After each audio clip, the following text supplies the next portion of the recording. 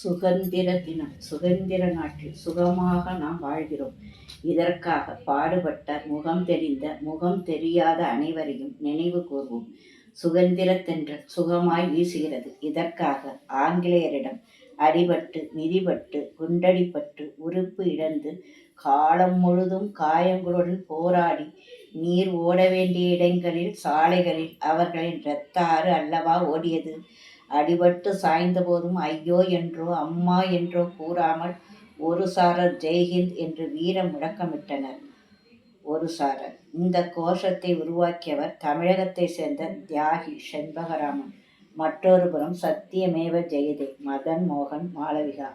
இன்னொரு புறம் இன்குலாப் சிந்தாபாத், அதாவது புரட்சி வெல்க. இதை உருவாக்கியவர் மௌலானா அசரத் மோகானி. இன்னொரு புறம் பக்கிம் சந்திர சட்டர்ஜி சொன்ன வந்தே மாதரம். ஒரு பக்கம் வீர முழக்கமிட்ட சிவகாமி அம்மையார். மாரிமுத்து சின்னத்தாயின் மகளாக பிறந்தார்.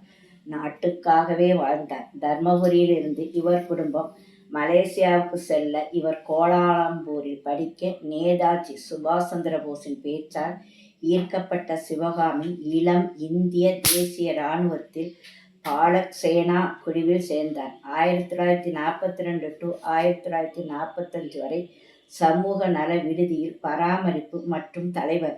இந்திய தேசிய இராணுவத்தில் சிவகாமி தனது சகோதரர் பரந்தாமனுடன் சேர்ந்து வீரவனிதா என்ற தெரு நாடகத்தை தெரு தெருவாக சென்று நடித்தார். தனக்காக அல்ல, சுதந்திர வேட்கை மற்றும் இராணுவத்திற்கு நிதி திரட்ட. நேதாஜி பர்மாவிற்கு அழைக்க மறுத்துவிட்டார். 2ஆம் உலகப் போரின் போது சர்க்கார் முகாமில் குண்டுகளால் காயமடைந்தவர்களை சிவகாமி மற்றும் அவரது சகோதரர் பரந்தாமனும் மீட்டனர். 1973ஆம் ஆண்டில் தமிழக அரசு அம்மையாருக்கு தியாக செம்மல் விருது. 1993இல் முதல்வர் ஜெயலலிதா இவரை கௌரவித்தார்.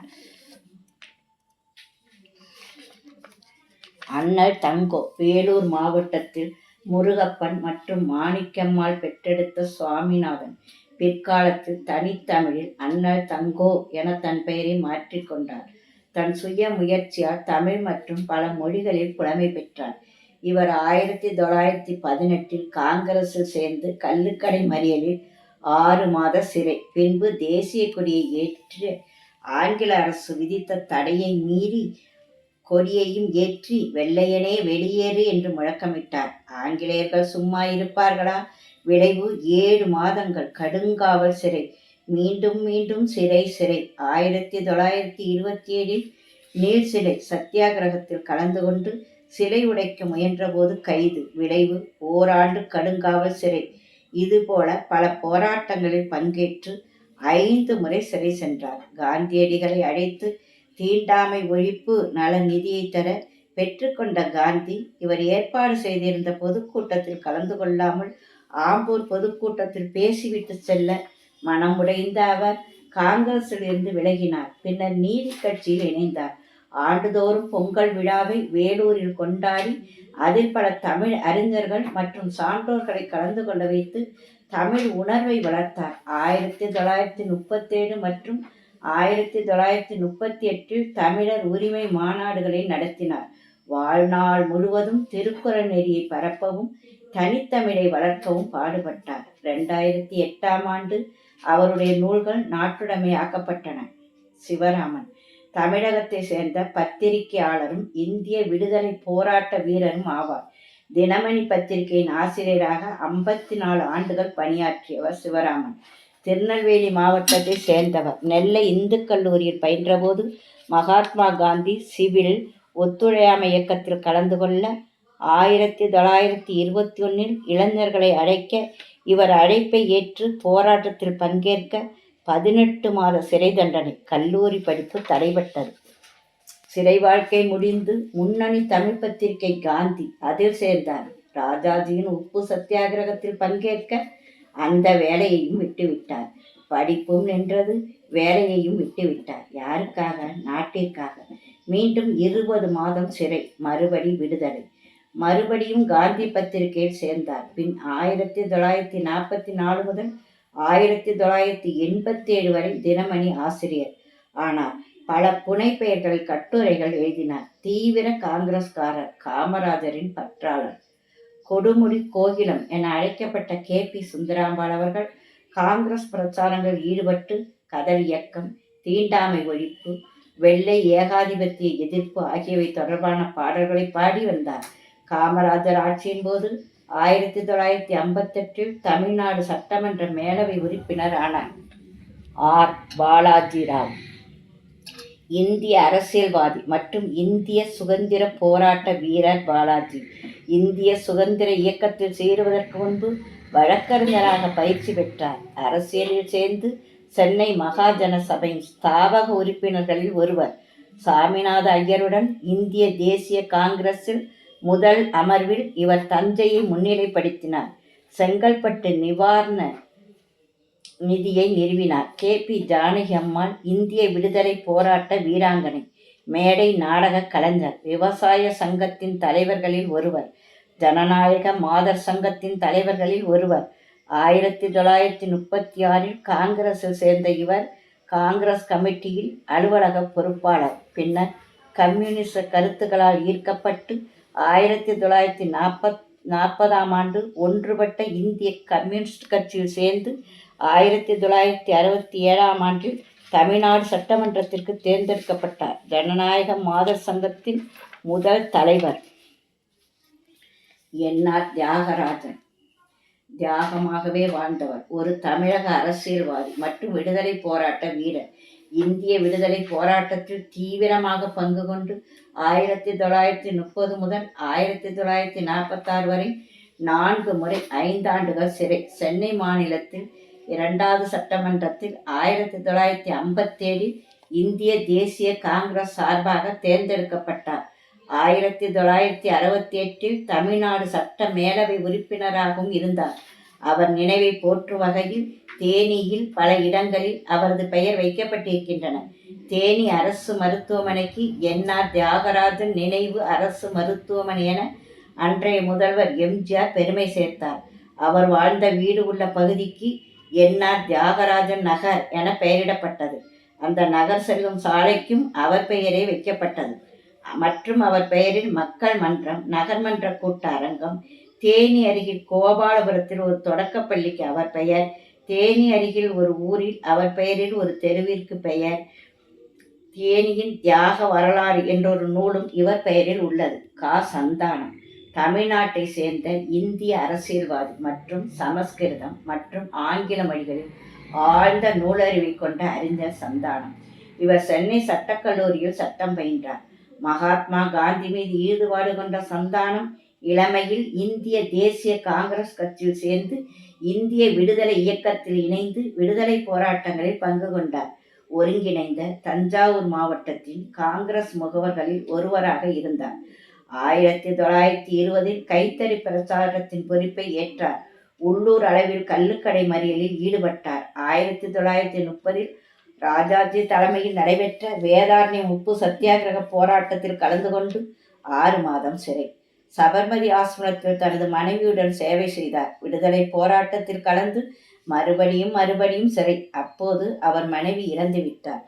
சந்தானம் 1937 முதல் 1942 முடிய இந்திய இம்பீரியல் சட்டமன்ற குழுவின் உறுப்பினர். 1946 இந்திய அரசியல் அமைப்பு நிர்ணய மற்றும் உறுப்பினராகவும் பணியாற்றினார். ஜவஹர்லால் நேரு தலைமையில் ரயில்வே மற்றும் போக்குவரத்து அமைச்சராக பணியாற்றினார்.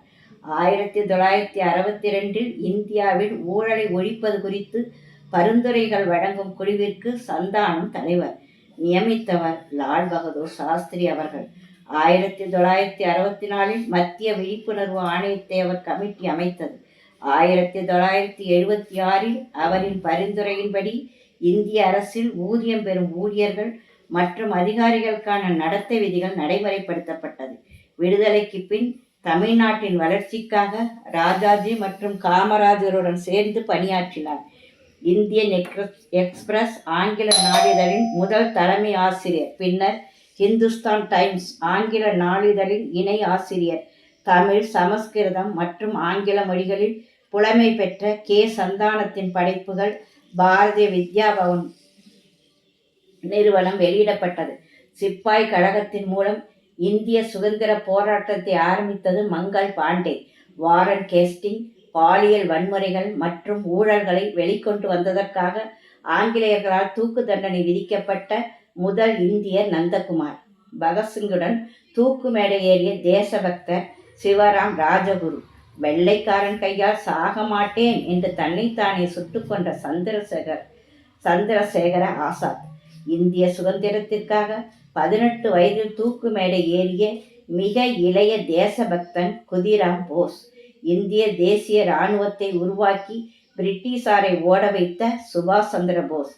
விநாயகர் பந்தல் அமைத்து இந்துக்களை ஒருங்கிணைத்து சுயராஜ்யம் எமது பிறப்புரிமை, அதை அடைந்தே தீருவோம் என கோஷமிட்டு வலுவான சுதந்திர போராட்டத்தை துவங்கி வைத்ததால் ஆங்கிலேயராலே இந்திய சுதந்திர போராட்ட தந்தை என்று அழைக்கப்பட்ட பால கங்காதர திலகர். ஆங்கிலேயருக்கு போட்டியாக கப்பல் விட்ட வ.உ.சி.யை செக்கிழுக்க வைத்து அதை எதிர்த்து போராடியவர்களை சுட்டு கொன்று வ.உ.சி.யின் கப்பலை ஏலம் விட்டு அதை தானே ஏலம் எடுத்து கொக்கரித்த கொடுங்கோலன் ஆஸ்துரையை பரலோகம் அனுப்பிய வீரன் வாஞ்சிநாதன். வெள்ளைக்காரனின் தலைமையகம் செயின்ட் சார்ஜ் கோட்டையில் 140 அடி உயர கொடிக்கம்பத்தில் ஏறி ஆங்கிலேயரின் யூனியன் ஜாக் கொடியை அகற்றிவிட்டு இந்திய தேசிய கொடியை முதலில் ஏற்றி வைத்த மாவீரன் ஆர்யா பாஷ்யம். 20,000 இளைஞர்களை திரட்டி வெள்ளையனுக்கு எதிராக பாரத மாதா சங்கத்தை நிறுவி தீவிர சுதந்திர போராட்டம் நடத்திய நீலகண்ட பிரம்மச்சாரி. லண்டனில் பாரிஸ்டர் பட்டம் பெறும்போது இங்கிலாந்து ராணிக்கு விசுவாசமாக இருப்பேன் என்ற உறுதிமொழியை ஏற்க மறுத்து பாரிஸ்டர் பட்டத்தை தூக்கி எறிந்துவிட்டு வந்ததற்காக இங்கிலாந்தில் இரகசிய மரண தண்டனை விதிக்கப்பட்டு தப்பி வந்த வ.வே.சு. ஐயர். பணக்கார குடும்பத்தில் பிறந்தும் இந்திய சுதந்திர போராட்டத்தில் ஈடுபட்டு தன் 4 குழந்தைகளையும் தன்னையும் தேசத்துக்காக தியாகம் செய்த பெண் பத்மாசினி. நாடோடி திரைப்படம். இக்கதையின்படி அவள் அவ்வப்போது கண்குருடு ஆக்கப்பட்டு தெருவில் ஆடி பாடுவாள். சுதந்திரத்திற்காக அப்போது தெருவெங்கும் ஆடல் பாடல் சுதந்திரத்திற்கு முன் நடந்தது. அதை நினைத்து இப்பெண் வேறு பாடல் பாட இந்த நாட்டுப்பற்றுள்ள பாடலை பாடி தெருவில் பாடச் சொல்வதாக இது வரும். அருமையான கவியரசரின் வரிகள். ஒவ்வொரு வரியும் நாட்டுப்பற்று மிகுந்த பாடல். 1966ஆம் ஆண்டு வெளிவந்த படம் நாடோடி. நாடு அதை நாடாவிட்டால் ஏது வீடு, பாடும் பொழுதெல்லாம் அதையே பாடு, மானம் பெரிதென்று வாழும் பண்பாடு, பாலைவனம் என்ற போதும் நம் நாடு, பாறை மலை கூட நம் எல்லை கோடு, ஆறு நிலம் பாய்ந்து விளையாடும் தோட்டம், வீர சமுதாயமே எங்கள் கூட்டம், வானம் குளமாந்தர் முகம் பார்த்ததில்லை, வஞ்ச நினைவுங்கள் மனம் பார்த்ததில்லை, வீரர் விழி தாழ்ந்து நிலம் பார்த்ததில்லை, வெற்றி திருமாது நடைபோடும் எல்லை, பசியென்று வருவோர்க்கு விருந்தாக மாறும், பகைவர் முகம் பார்த்து புலியாக சீரும், நிலத்தில் உயிர் வைத்து உரிமை கொண்டாடும், எதிர்த்து வருவோரை உரமாக போடும். எத்தனை நாட்டுப்பற்றுள்ள பாடல். மற்றொரு படம் மன்னாதி மன்னன். 1960. ஆறிலும் சாவு 100லும் சாவு, தாயகம் காப்பது கடமையடா, கருவினில் வளரும் மழலையின் உடலில் தைரியம் வளர்ப்பாள் தமிழ் அன்னை, களங்கம் பிறந்தால் பெற்றவள் மானம் காத்திட எழுவான் அவள் பிள்ளை, வாழ்ந்தவர் கோடி மறைந்தவர் கோடி, மக்களின் மனங்களில் நிற்பவர் யார், மாபெரும் வீரர் மானம் காப்போர், சரித்திரம் தன்னில் நிற்கின்றார். வணக்கம், நன்றி.